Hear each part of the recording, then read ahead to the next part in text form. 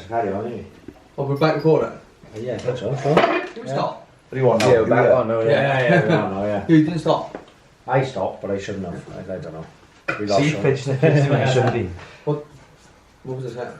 Surf on it? Yeah, like I enjoyed the fuck up. Do you go to that, do you? No. Oh, right. I enjoyed the fuck up myself. I didn't have to take any photos. Now every cunt's taking photos. So they said, well, they're taking it from start when they take it, then they act. Then their first beer. It's fucking stupid. Videos like all over the place. Oh, I know. Oh, it's ridiculous. I went to a fucking gig last week and I enjoyed myself so much I fucking can't remember Been anything. going till Sunday. Yeah. What's happening, Jess? Alright, Thanks for coming on. no problem, glad you had me. No, I mean, no pressure. What we normally do, and we just sit here and just have a chat. Like, Yeah. like if we was in the gym, that's what we started basically. Yeah. When we started to have a chat in the gym, and we started just recording it then, and people listen. But I've been excited because he's like, oh, Jason's got a couple of things to say. Yeah. So I've been excited because it's like with Jason, because I've known him for so long, you're from like the generation just before mine, like the pro Yeah. boxing. So you probably like, I don't know, I was thinking about the other day, you know, trying to match people before you had like box rec to have their fucking records. right, I know. What's his record? 10-1. And you gotta get like a fucking book out. I don't know. Teddy Gray refuses to like put anything online, doesn't he? He's still got like a folder in the gym with everyone's phone number on. Oh my god. Yeah, but he fills in the records himself. I remember it used to be, you'd have like the travellers come up the gym and you'd be like, right, I need your birth certificate for medical card. I ain't got a birth certificate to don't worry. Goes over the Phoenix Centre, comes back, a birth certificate for the traveller. I guess it's fucking, he's 29, he's boxing 9-year-olds like. He's even my brother used to say, he'd be like, we're going way in now, come on. Fingers on the table. Fingers on the table. Oh, yeah, he's right there. I've been to a show with my brother when we were doing the warehouse and turned up and the guy would be massive. His guy would be like down and tried. Do you know what I mean? So like weighs in, he's like, he's 10 kilo over. Do you want to fight or not? No. Like, alright, come on, let's go. I'm fucking off and go back home, man. He didn't give a fuck, I'm not gonna have to. He didn't give a fuck, does he? But he started off there, didn't he, Jess? Yeah, started off there when I was 9 in the old Gwent, on the old Gwent road there. And I got taken up. One of the people, some new people moved down the street. Dean Jenkins, he's dead now. He basically said, do you want to help me in my garden? He said, if you help me in my garden, he said, I'll take you up boxing. Have you ever done boxing? I said, no. And that's how it started. Literally, he just said to me, like, come on, I'll take you up there. So I went up there, and I absolutely loved it. I felt as if I was doing something, not that I was good at it, I thought I was doing something that made me feel good, like. And I just carried on from there then. And over the years, just people just were watching me, and I liked that attention, and I just kept at it.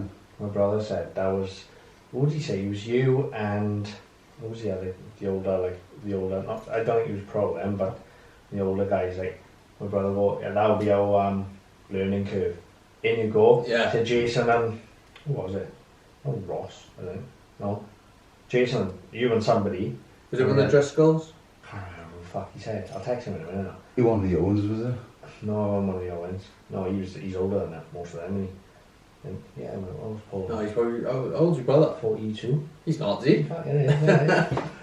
He did that, he good for his that one, but as he said, that was our learning curve. In you go, and then Jason and the other guy would beat you up until you got tough, like. that was it. I think I was with the mentality with the Gwen, like. Oh, it still is, I think. I've seen Terry Gray ban people for not having a gum shield.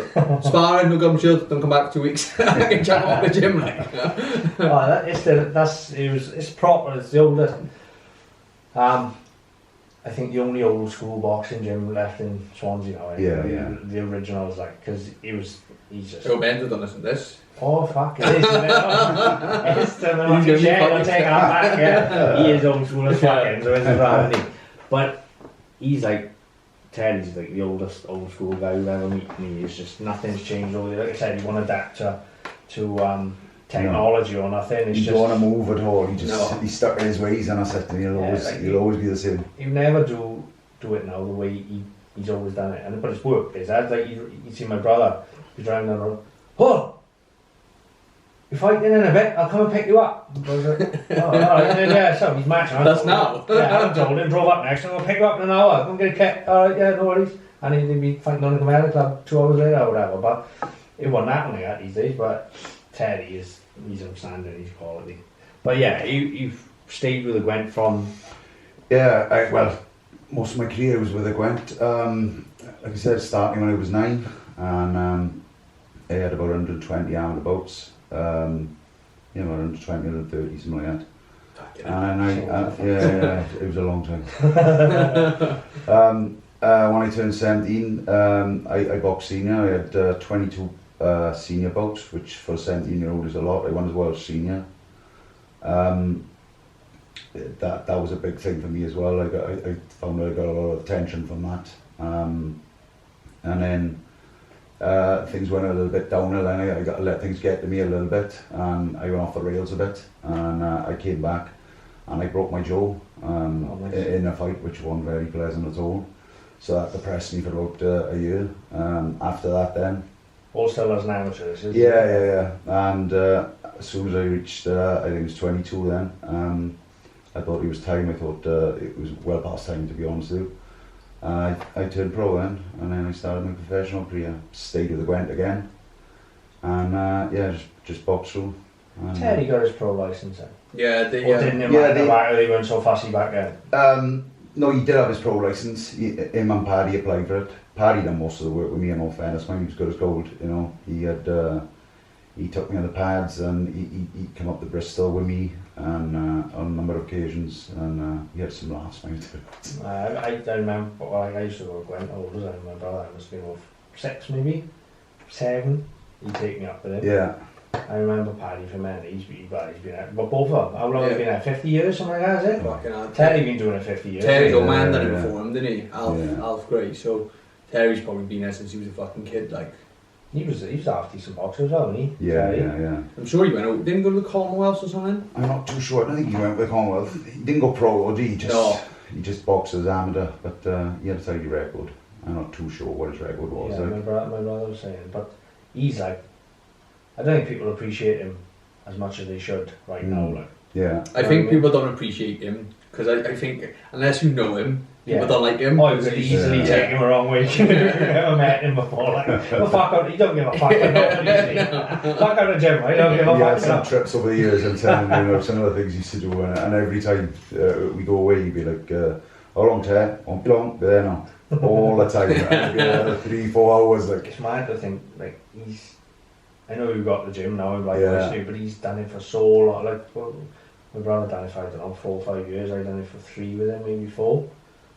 And that, it seems like a lifetime, but he's dedicated his entire life to it. And it's I found, like, in the last 5 years now that I've become a coach, it's just like so demanding, as a coach. Like, it's dealing with different people all the time, and they got their own stresses and takes stuff over like life. Yeah, just literally day in, day out, like, and I get messages now on the media and things like that. It's just constant. I think he's done it for 50 years or more, probably. I'm probably underestimating. Yeah, I don't know. He's in his 70s, isn't he? Yeah, he is. Yeah. I thought I packed it in. I did. Like, when I was 29, I didn't get out what I wanted, and I just thought, oh, that's it. I can't look at it. And for 12 years, I just couldn't watch it on TV or anything. Not completely just set away. Wiped away. Did you? Yeah, totally. I left school with no qualifications. I struggled for in work and things like that, and basically then I got myself through training, and built myself up into management, and went from there then. Like. And I just like I done health and safety and quality control, and I'm glad I done that now, because it's given me a platform to work off as well. Right. Because everything I do, it's all about procedures and systems that I work to, and I've set systems and that I apply to everyone, because you've done yourself, James, isn't it? And I got these things set in place, and it doesn't matter what level you're at, it works for everyone. Yeah. You're all starting off. And some of the things that I do, nobody else has done, nobody else has seen, and it gives them that interest again, gives them that bug, and they go off then. How did you? We'll talk about your pro career as well in a minute, but like you said, you stepped away for 12 years. Mm-hmm. what brought you back in? Because you were fully in back. Every single day I was more or less training, and now looking back at it, I shouldn't have done it that way. Like I really beasted myself, but yeah. Sorry, what was the question? No. What brought you back? You were 12 years old. Sorry, yeah. But what brought you? Right, my boy, one of my boys was being picked on in school. He said, "Dad, will you just teach me to look after myself?" And I said, "All right then, no worries." So I took him down to Spuds originally, and I went down there, and I spent a couple of months down there. But I knew that as soon as I'm there for a while, you should be a coach, or why don't you do coach, get a coaching license? And that's what I didn't want to do. And I just thought, like, I'm going to train the boys. And Spud said to me, he said, "Your boys are coming on well." And said, that was the first notice I was doing something good, like. Because I always thought to myself, even though I had all those fights and my professional career and everything, and I won a Welsh title and stuff, I never thought myself I was any good. I just, because I walked away, I just hated it. And Spud started taking notice then. He said, "Oh, your boys are coming on well." And then I went, my cousin was boxing in the white collar, the outer white collar, and he turned around and said, "You would come up with me?" And he was going up to the blind mice, because they hold it up in the blind mice. So I said, "Yeah, I'll come up with you." So I went up there. I seen Paul was up there, and he said, "Well, what are we doing now?" He said, "Oh, I'm just down Spuds." "Come up there." He said, "There's nobody up there." He said, "You can get on, do whatever you want," he said, and crack on, like. So I said, "All right." And he was, my boy was living around the corner with his mum.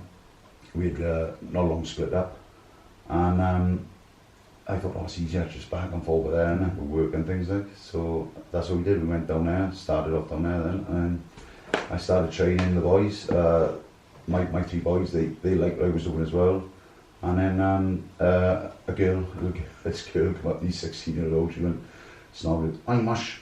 I like what you're doing with your boys. She said, "Can I join you?" I said, yeah, go on in. And Ellen Jones as well, and then I trained her up, and she won a Welsh title. And then I knew then people was like saying to me, "You've done well with it, I've done well with it." I realised then that you know, I was doing something good, like, and it just kicked off from there. Then she was like nagging me to get a coaching licence so I can go in the corner with her and stuff like that. And I just I done the licence then, and then went on from there. So you know when you said like the 12 years, like for me, I enjoy boxing more now that I don't have to worry about like pro fights, and so I like, obviously we all know why I fucking fell out with the British Boxing Board and stuff, and I'm just like happy being a fan. Did you just like not watch any fights at all? And nothing at all. Just totally walked away from it. I hated the sport, totally hated it. And now coming back into coaching, give me that bug again. It's just it's something different. And again, the buzz with Dan now as well. You know, Dan doing so well and doing well. It's hell of a buzz. And the others, like Andy Fry as well. Another one. Is a couple of others that I'm working with, and they're enjoying what I'm doing as well. They can see the benefits of what I'm doing. They understand. I give explanations, everything I do, break it all down.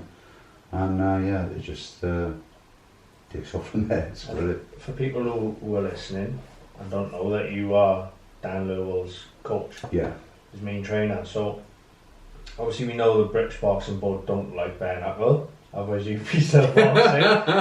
So have you got any pro license, or have you not applied, or is just like no, British Boxing Board? Or? No, not. I'm just on the amateur. I help out with the amateur. Right. I don't suppose they like you either, do they? It's part of my business at the end of the day. So it's my job. A year and a half ago, I got made redundant. And that's another story as well. Basically, people were coming into the gym to watch what I was doing and befriending me and stuff like that. And I was thinking, "Oh, he's a tally jerk," and then disappearing. Right. And then I was watching them and starting up their own businesses. Sneaky bad guy. So I just thought to myself, I got annoyed at it at first, and then I thought to myself, well, why don't I do it? I got made redundant year last October, and I just thought I'll have a go myself, and that's what happened. I just started off Boxer Tricks, and the name just came about. I was in the business centre, and they said to me, "What's the name of your business?" And I didn't even have I just walked in there. I said, Boxer Tricks. They went, "Oh, that's a good name." I said, "What are you going to do?" And all. That's why I started explaining. They all seemed interested. And from that as well, I had 2 clients. I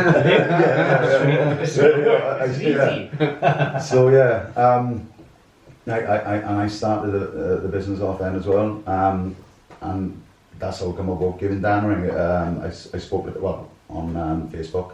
I messaged him. I seen he was fighting on BKB. I said, have you got a trainer? I didn't know who he was with. I didn't know what he was doing. You knew Dan before anyway, you do, yeah? Yeah. I remember him from coming up to Gwent years ago and training, and I seen him on one of Bonbon's show. He was going on collecting for autism and stuff.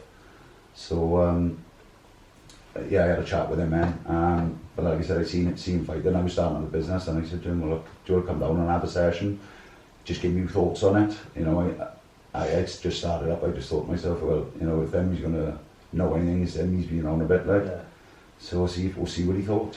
And he came in, he loved it. He absolutely loved it. He said, Jess, he said, you're doing things that I've never seen before. He said, I can't understand why I haven't been shown them before, he said. And he said, I want to stay with you, he said. So, and that's how I come about. We just started off. Because you can see the improvement, can't you? 100%. Because I've seen him fighting like Budo, and I mean, I've got taller scraps and that, but he looks like a boxer now. Yeah. He's nice and calm, nice and composed.